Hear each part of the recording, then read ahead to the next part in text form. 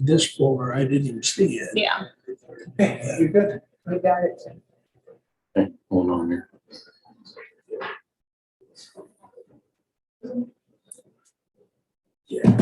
Okay, welcome everybody to the Finance Committee meeting for December 15th, 2021. It is currently about 6:32 p.m. Let's go with the roll call, Kathy. Rick Elliott. Here. Jim Ghost. Here. David Martin. Here. Cindy Cooper. Here. The rest will be coming later. Okay, let's go to the minutes from our last meeting on November 17th, 2021. Do we have a motion? Make a motion to approve. Motion by Mr. Martin. I'll second. Second by Mr. Elliott. Any further discussion? Kathy, roll call. Dave Martin. Yes. Rick Elliott. Yes. Jim Ghost. Yes, Cindy Cooper. Yes. 4 yeas. thank you. Meeting is accepted. Let's go to the first item here. It's the biggest item on our agenda for this evening. It's the annual determination of what employee benefit plan to go with for the new calendar year. So some background, we've had two meetings in person, Kathy and I and Dave Bream. And then Kathy and I, Dave Bream, Damon, and Maggie, the broker from Gallagher. If you guys will look at this here, this is page 4 of your packet, benefit packet. And prior to those meetings, we had some discussion, and Kathy did primarily with the broker about the plans that she quoted. And you'll see the quotes on the other plans on the page in front of that, page 3. So it boiled down to the current plan we are on, okay, United Healthcare. You can find that here, column 1. This is the current plan we are on that's expiring here at the end of the year. And a MIWA, which is called a multiple employer welfare arrangement through the Chamber, Ohio Chamber. So we looked closely at that because, as you can see over here in the last column, over here, the savings is about 50%. So it's about $246,000 in premium per year compared to $431,000 here, which is the renewal quote for the coming year. Okay, the expiring premium is in the first column, $381,000. So obviously we looked hard at this MIWA, which is something we did 2 years ago when it was first instituted by the chamber. So, but again, after all the discussion, it basically boiled down from a high level the same problem, and that's with the indemnification agreement that you find that is found here in the participation agreement from the Ohio Chamber. Mm-hmm. There's actually 3 sort of indemnification clauses, and what that says basically is that if we sign this, we're holding the chamber and the trustees harmless, basically, from liability for an error and omission or something like that. But as a municipality under ORC 2744, the sovereign immunity statute, we can't do that. Same sort of reasoning as before. And Dave spent a lot of time on this, as did I. And he also talked again with Mr. Franzman, our counsel 2 years ago, about the same issue, Chris Franzman. And the recommendation was, look, if you sign this and agree to participate in this, you essentially are signing something a document that really is illegal and something we should not be signing as a municipality because we're not subject. This indemnification clause should not apply to us. So we asked Mr. Colby, I believe is his name, chief executive of the director of the chamber program. We talked to him the first meeting on the phone, and we asked him a bunch of questions. And one of the main questions was, hey, can you strike that paragraph, or can you strike that indemnification provision? And if you can, we think we can do this with you. But as it stands right now, the answer is no. And they're considering it maybe in the future for next year. But because that's, I'm sorry to interrupt. Do they not do any government contracts at all? they do.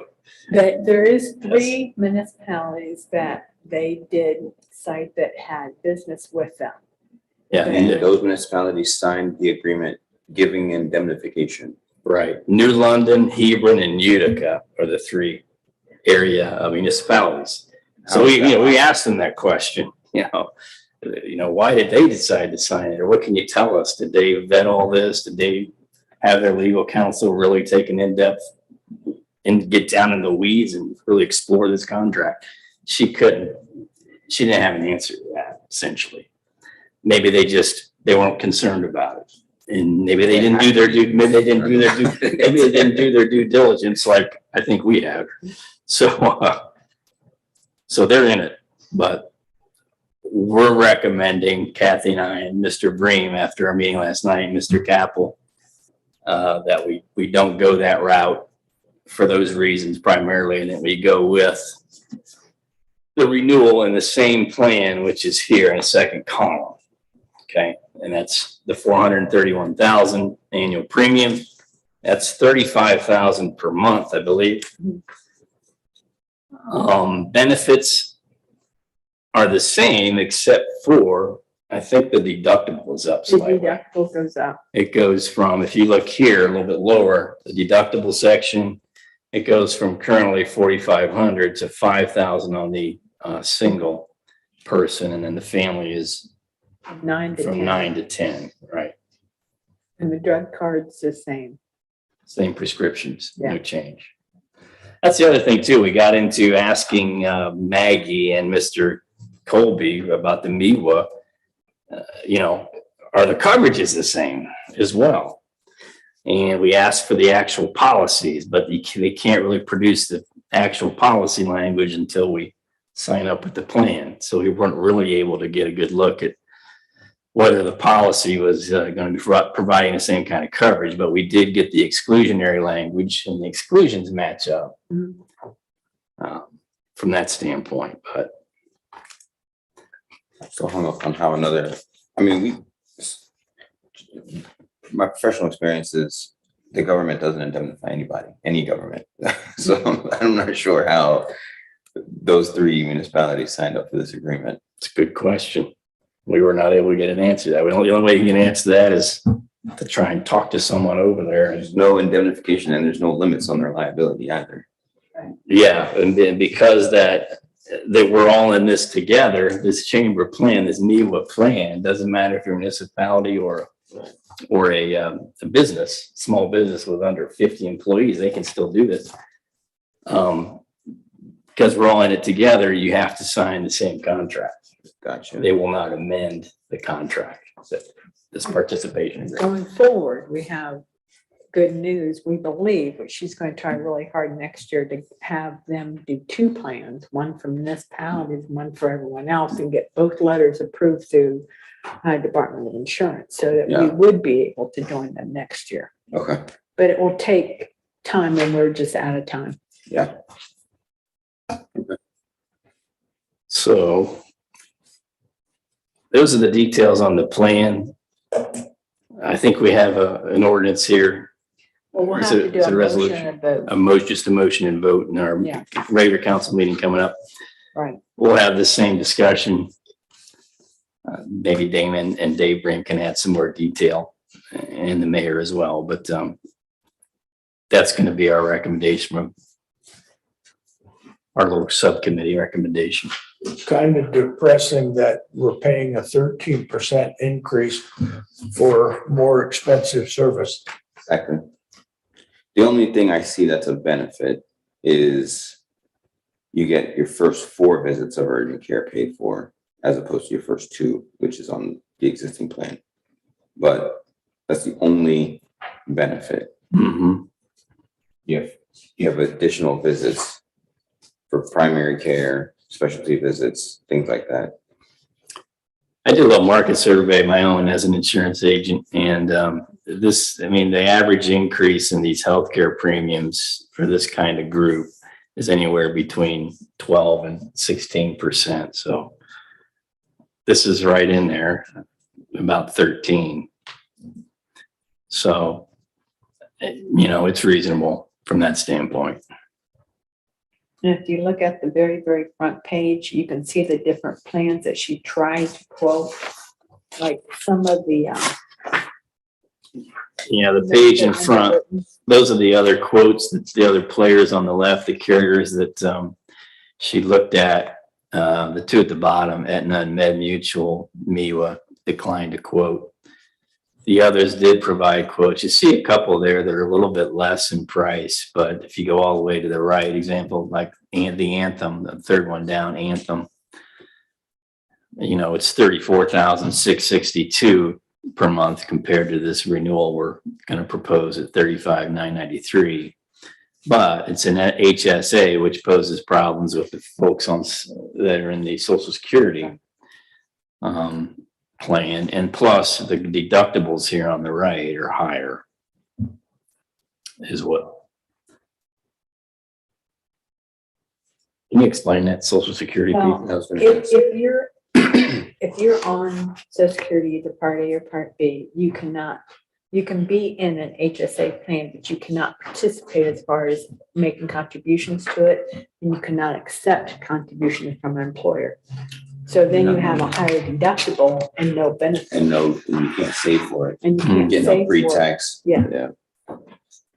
See, an HSA is a wonderful plan. It's a wonderful plan, but if we went that route, we'd almost have to have a fee for HSA people eligible and non-HSA. Gotcha. How many people would, and you obviously know names, but do we know how many people would be on the non-HSA? Be at least two. Greg, I misunderstood what you said. The good thing was about the first 4 visits or the first whatever. Well, so it's 50. Then I read further, it's not that much of a difference.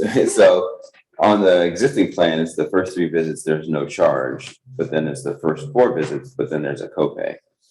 Yeah, it's $35 a head. Yeah, so Yeah. when I Okay, all read right. more. I wondered if you were reading something I wasn't. No, seeing. I read it and then I read it again and I was like, oh, wait, they're charging you. Just, Okay. so. When no. it says deductible 80% of what? Well, 80% of the agreed upon cost. The cost Your co-insurance.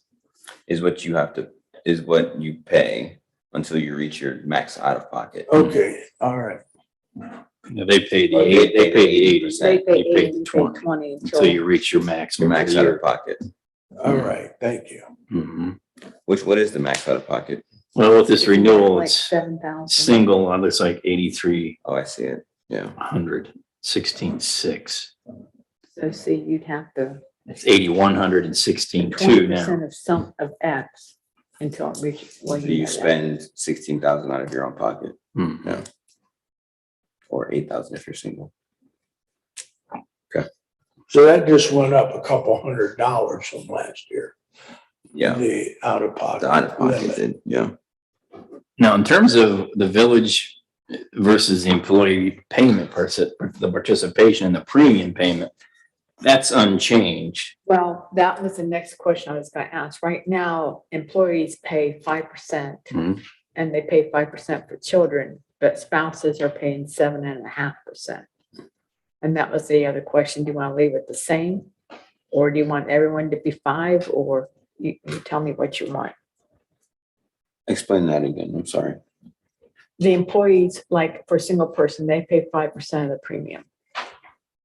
So if the And- premium's $800, they're paying like $19 Okay. a pay. Okay. Those percentages are similar. We went through this last couple of years, the 5 and the 95 are competitive with the other municipalities and what they do. That's just a benefit that we offer. Mhm. Now, we were driving spouses up to 7.5 because in actuality, we'd rather them, if they have insurance available, Elsewhere. we'd Right. rather them go there. Mm-hmm. And that was the thought process, but that has not done much.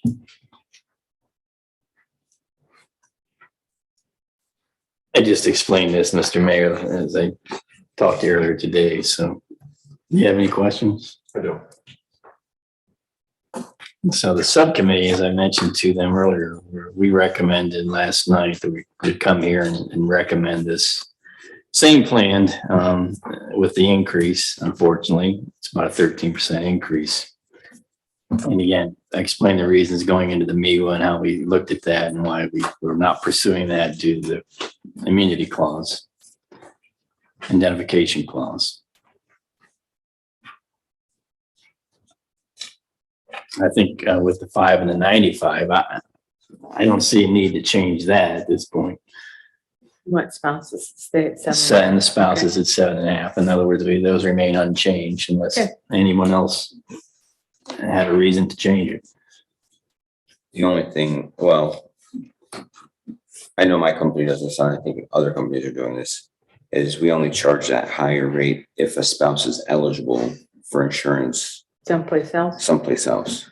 Because just because you have a spouse doesn't necessarily mean you should pay more, just if that spouse is not eligible. So, okay, It's just a thought. We don't have to do that, but that's just how. Looking at our diagram here, it looks like we have just 3, if I'm reading this right, Yeah. just 3 spouses, right? and of those spouses, I know for a fact that 2 of them do not have insurance. And I'm not positive on the other one.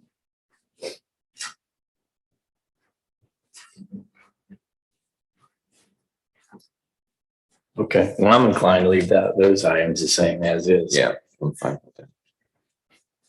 Okay. Well, if no other questions on that topic, we can move on. We can talk further about that in the council meeting. Yeah, I put it in a committee for a motion, but that's okay, we can do it under the business. Okay, Whichever is easiest for you. okay. All right, I think the only other thing here to discuss, you all have the packets there, the reports, the finances. The one item of concern I was talking with Kathy about is on page 2. So halfway down roughly through November, year-to-date revenue should be at about 91.67%. We're actually at about 82.57, about 9% off. But for 2 reasons, primarily the building permits are still way low, behind actually 46.57% and 91.67 is where we should be, correct? Yes. And the interest income has been disappointing, mostly a sign of the times. Everything else is in really good shape. The building permit should catch up, especially we have golf course, the 2 developments over there, Price and Rolling Hills about to commence sometime next year. And more Pulte.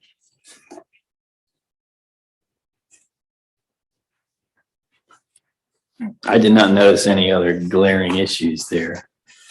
She talks about the sewer fund on the 3rd page.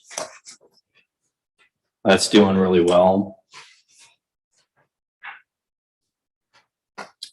The entire fund is 133% of the budget. That includes the reimbursement, first reimbursement from the Little Walnut Creek sewer and the OWDA reimbursement to $397,000.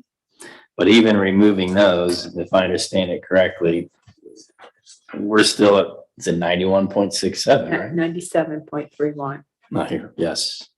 If the 2 reimbursements are removed, the actual income in the sewer fund is at 97.31, so that's pretty solid.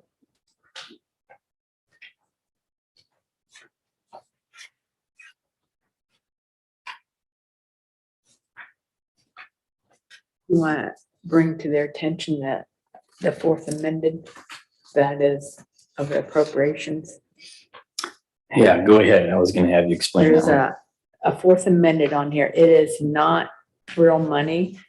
It is a paper transaction because I met with the auditor, our consulting auditors for their year-end reports. And she reminded me that any grants that we get, just like OWDA, when we get the grant, we need to log the grant in and log it out. We never get the money, we never touch the money, but I have to put it in and take it out. Well, I can put it in fine, but I can't take it out until it's appropriated. And this appropriates it. Oh, Do not want you to pass it because we might get something else and I want to make sure I make it inclusive for the entire year. She could fix it or help me fix it at the end of the year on the end of your reports, but it's best just to right the first time. So we do all have to pass that though in 2 weeks. You'll have to Next pass it meeting. on the 29th. Right. Okay. Can we amend the 2021 appropriations in 2022? Like if something came up? Yeah, because your books are closed, it wouldn't make sense. Okay, all right, I understand. All right, thank you. It would probably make me sweat. Yeah.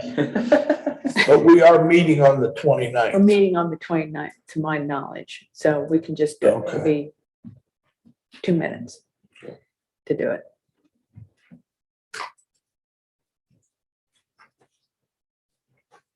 Okay. I did not have anything else. Kathy, anything? Steve? Anybody else? Motion for adjournment? oh, I'm sorry. One thing, I was not in attendance at the last meeting, so I can't. Want to abstain from it? Yes, I then? need to abstain from So then approving the meeting. I had minutes. him, he seconded. So I did he second. abstains. Who do you want me to have The second minutes approval for the for minute? the last meeting? Shall we redo it? I think you need Yeah, to, we probably need to. I Okay. still move it. Yeah, before we close, let's take another motion from Mr. Martin to approve the original minutes from November 17th, 2021. We'll strike the previous passage. And do I have a second? Second by Ms. Cooper. Any other discussion? Go ahead, Kathy.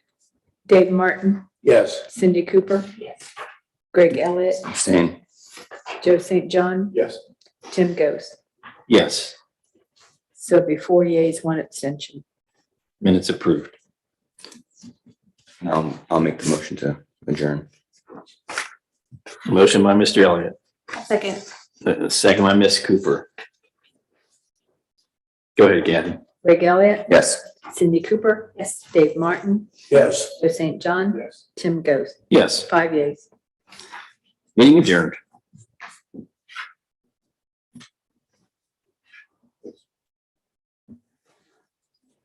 Ugh.